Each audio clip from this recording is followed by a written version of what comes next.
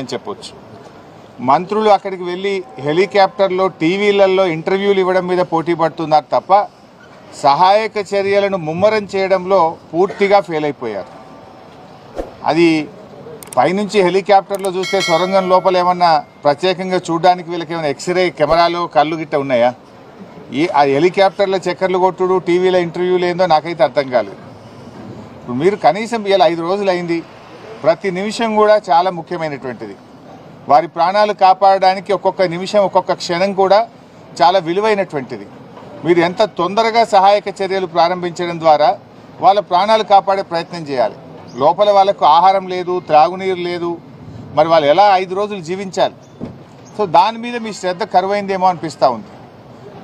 అసలు ఇప్పటి వరకు సహాయక చర్యల ప్రారంభమే కాలేదు. మక్కు తీయడం కానీ, ఆ టన్నల్ బోరింగ్ మిషన్ను తొలగించాలా, అది అడ్డంగా ఉన్నటువంటి పార్ట్స్ తొలగించాలా, ఆ మక్కుని ఎలా బయటకు తీయాలి, ఆ మక్కు తీస్తే మళ్ళీ తిరిగి పైనుంచి కొలాప్స్ అవుతుందా, ఒక అంచనాకు రాలేకపోతున్నారు, ఒక అవగాహనకు రాలేకపోతున్నారు. అంటే ప్రమాదం జరగడం దురదృష్టకరం. సరే అది ఎలా జరిగింది, దాంట్లో ప్రభుత్వ వైఫల్యం ఉందా, తొందరపాటు ఉందా, జియాలజికల్ సర్వే ఆఫ్ ఇండియా అనుమతి ఇచ్చిందా లేదా, అనుమతిస్తే ఏం జాగ్రత్తలు చెప్పింది, ఆ జాగ్రత్తలు వీళ్ళు పాటించారా లేదా, అవన్నీ విషయాలు బయటకు రావాలి. కానీ ఇలా జరిగిన సంఘటన తర్వాత ప్రభుత్వ స్పందన చాలా బాధాకరంగా ఉంది. ముఖ్యమంత్రి ఏమో హెలికాప్టర్ వేసుకొని ఆయన ఎన్నికల ప్రచారానికి పోతున్నాడు. ఇక 8 మంది ప్రాణాలు ముఖ్యమా, ఎన్నికల ప్రచారం ముఖ్యమా రేవంత్ రెడ్డి గారికి? కనీసం ముఖ్యమంత్రి అక్కడికి వెళ్ళి ఆ సహాయక చర్యల్ని ముమ్మరం చేయడంలో కానీ, ఒక డైరెక్షన్ ఇవ్వడంలో కూడా అటు ముఖ్యమంత్రి గారు, ఇటు నీటిపారుదల శాఖ మంత్రి కూడా పూర్తిగా ఫెయిల్ అయిపోయారు. మేము బీఆర్ఎస్ పార్టీ తరఫున సహాయక చర్యల్లో ఇబ్బంది కలగొద్దు, ప్రభుత్వానికి సహకరించాలి, సంయమనం పాటించాలని చెప్పి గత 4-5 రోజులుగా మేము వెయిట్ చేశాం.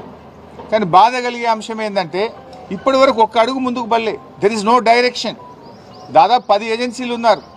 ఈ ఒక్కొక్కరు వెళ్తున్నారు, ఒకరొక మాట చెప్తున్నారు, ఒకరొక మాట చెప్తున్నారు. మేము మీడియాలో చూసిందో పత్రికల్లో చూసింది చెప్తున్నా. నేను బీహార్ నుంచి ర్యాట్ వాళ్ళు వచ్చారన్నారు, ఎన్డీఆర్ఎఫ్ వచ్చిందని చెప్పినారు, లేకపోతే వేరియస్ టీమ్స్ వచ్చినాయి, నేవీ నుంచి వచ్చిందన్నారు, లేదా కాశ్మీర్ నుంచి ఏదో టీం వచ్చిందన్నారు, ఛత్తీస్గఢ్ నుంచి టీం వచ్చిందన్నారు, మన సింగరేణి నుంచి ఒక టీం వచ్చిందన్నారు.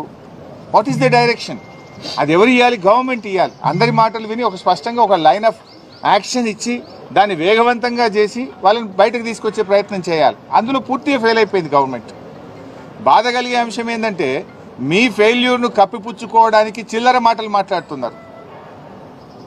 మేము రాజకీయాలు చేయకుండా సంయమనంగా గంభీరంగా వాళ్ళ ప్రాణాలు కాపాడాలని బీఆర్ఎస్ సహకరిస్తూ ఉంటే, ఉత్తమ్ కుమార్ రెడ్డి గారు టనల్ దగ్గర కూర్చొని ప్రమాదం జరిగిన సంఘటన దగ్గర నుంచి బీఆర్ఎస్ మీద బురద జల్లే ప్రయత్నం, ఢిల్లీలో కూర్చొని రేవంత్ రెడ్డి ఎస్ఎల్బీసీ సొరంగంలో బీఆర్ఎస్ మీద బురద జల్లే ప్రయత్నం చేస్తుంటాడు. వెంకటరెడ్డి గారు అయితే ఆయన నీళ్లు వాటర్ అంటాడు, ఆయన ఏం మాట్లాడతాడో నేను ఆయన గురించి మాట్లాడి దండగా. సో ఇట్లా ఒక గందరగోళమైన పరిస్థితి ప్రభుత్వంలో నెలకొన్నది. ముఖ్యమంత్రి మాటకు నీటిపారుదల మంత్రి మాటల మధ్య పొంతన లేదు. మీరు బీఆర్ఎస్ని విమర్శించడానికి ఇది సమయమా? అసలు బీఆర్ఎస్ని విమర్శించే నైతిక హక్కు మీకుందా? అంటే తమ తప్పును కప్పిపుచ్చుకోవడానికి ఇతరుల మీద నెపన్నెట్టే ప్రయత్నం చేస్తున్నారు. అన్ని విషయాలు నేను అక్కడ డీటెయిల్గా మాట్లాడతాను. సో ఈరోజు మా మహబూబ్ నగర్ మరియు నల్గొండ జిల్లా మాజీ మంత్రివర్యులు, మాజీ శాసనసభ్యులు, శాసన మండలి సభ్యులు, పార్టీ సీనియర్ నాయకులు అందరం కలిసి అక్కడికి వెళ్ళి మరి ఎవరైతే బాధిత కుటుంబాలు ఉన్నాయో వారికి ఓదార్చడానికి, వారికి ధైర్యం చెప్పడానికి, మరి ప్రభుత్వ సహాయక చర్యలు నిజంగా ఎలా జరుగుతున్నాయో, కరెక్ట్గా చేస్తున్నారా లేదా, మాకుండే అనుభవాన్ని, మాకుండేటువంటి ఆలోచనలు కూడా వీలైతే త్వరితగతిన వేగవంతంగా సహాయక చర్యలు జరపడానికి మా యొక్క సూచనలు కూడా అందించాలనే ఉద్దేశంతో బీఆర్ఎస్ పార్టీ బృందం మేము అక్కడికి బయలుదేరి వెళ్తున్నాం. చిన్న విషయం, ముఖ్యమంత్రి ఢిల్లీలో కూడా చిట్చాట్ చేస్తూ గత 10 నెలల్లో బీఆర్ఎస్ ఎస్ఎల్బీసీ పట్టించుకోలేదు కాబట్టి అది కూలిపోయిందని అంటున్నారు. రేవంత్ రెడ్డికి నిజాలు మాట్లాడు ఆయన జీవితంలో రాదు. అందుకే ఆయన పేరు యనుమల రేవంత్ రెడ్డి కాదు, ఎగవేతల రేవంత్ రెడ్డి, అబద్ధాల రేవంత్ రెడ్డి అని పేరు పెట్టినాం మేము. ఎందుకు? ఇచ్చిన హామీలను ఎగబెట్టింది కనుక ఎగవేతల రేవంత్ రెడ్డి, నోరిప్పితే అబద్ధాలు తప్ప నిజాలు మాట్లాడాడు కనుక అబద్ధాల రేవంత్ రెడ్డి ఆయన. ఇవాళ ఈ ప్రాజెక్టు 9 ఏళ్ల కాంగ్రెస్ హయాంలో ఎస్ఎల్బీసీ ప్రాజెక్టులో 3,300 కోట్ల రూపాయలు ఖర్చు పెడితే 9 ఏళ్ల బీఆర్ఎస్ హయాంలో 3,900 కోట్ల రూపాయలు ఖర్చు పెట్టాం. అంటే కాంగ్రెస్ హయాం కంటే 600 కోట్ల రూపాయలు బీఆర్ఎస్ ప్రభుత్వం ఎక్కువగా ఖర్చు పెట్టింది. మాకు 2 సంవత్సరాలు కరోనా వచ్చి ఉత్తర భారతదేశం నుంచి వచ్చిన కూలీలందరూ కూడా వాళ్ళు వాపసు వెళ్ళిపోయారు. చాలామంది కూలీలు కరోనా సమయంలో వెళ్ళిపోయి పనులు ఆగిపోయినాయి. అంటే 2 వరుస కరోనా సంవత్సరాలు వచ్చినా కూడా కాంగ్రెస్ హయాం కంటే బీఆర్ఎస్ హయాంలోనే 600 కోట్ల రూపాయల పనులు అదనంగా జరిగాయి. ఈ ప్రాజెక్టులో 2 సొరంగాలు, 2 బ్యాలెన్సింగ్ రిజర్వాయర్లు ఉన్నాయి. ఆ 2 బ్యాలెన్సింగ్ రిజర్వాయర్లలో ఏదైతే నక్కలగండి, దాన్నే దిండి కూడా పేరు పెట్టారు, దిండి బ్యాలెన్సింగ్ రిజర్వాయర్ అంటాం. దాంట్లో అది 7.5 టీఎంసీల నీటి సామర్థ్యం కలిగినటువంటి రిజర్వాయర్. భూసేకరణ చేసి R&R చేసి దాదాపు 95% పనులు దిండి బ్యాలెన్సింగ్ రిజర్వాయర్లో పూర్తి చేశాం. పెళ్లిపాకల రిజర్వాయర్లో కూడా దాదాపు 50% వరకు పనులు పూర్తి చేశాం. ఎస్ఎల్బీసీ టనల్లో ఆ రోజు పనులు ఆగిపోయి కాంగ్రెస్ హయాంలో మూలకు పడితే కేసీఆర్ గారు అసెంబ్లీలో అఖిలపక్ష సమావేశాన్ని పిలిచి ఆనాటి ప్రతిపక్ష నాయకులు జానారెడ్డి గారితో సహా నల్లగొండ జిల్లా నాయకులను కూడా పిలిచి అన్ని రాజకీయ పార్టీలను పిలిచి అందరి అభిప్రాయాలు తీసుకొని 100 కోట్ల రూపాయల మొబిలైజేషన్ అడ్వాన్స్ ఇచ్చి పనులను పునఃప్రారంభింపజేసింది మా బీఆర్ఎస్ ప్రభుత్వం, ముఖ్యమంత్రి కేసీఆర్ గారు. అయితే మేము చేయాల్సిన ప్రయత్నం చేసినాం. లోపలికి వెళ్ళిన తర్వాత వాటర్ సీపేజ్ పెరిగింది. 2 సార్లు బేరింగ్లు ఫెయిల్ అయిపోయినాయి. అమెరికా నుంచి స్పేర్ పార్ట్స్ తెచ్చి టెక్నీషియన్స్ తెప్పించి దాన్ని మరమ్మతు చేపించి కూడా మేము పనులు ముందుకు తీసుకుపోయాం. బీఆర్ఎస్ హయాంలో 13 కిలోమీటర్లు టనల్ పనులు మేము పూర్తి చేశాం. అంటే అంత బాగా మా హయాంలో పనులు జరిగినాయి. అటు రిజర్వాయర్లు చేసినాం, 13 కిలోమీటర్ల టనల్ చేసినాం. నేను అడుగుతున్న రేవంత్ రెడ్డిని, నువ్వు 15 నెలలు అయింది గవర్నమెంట్ వచ్చి, 15 మీటర్లు తవ్వినావు. నీ 15 నెలల్లో 15 మీటర్లన్నా తవ్వినవా ఎస్ఎల్బీసీ సొరంగం అని అడుగుతున్నాను నేను.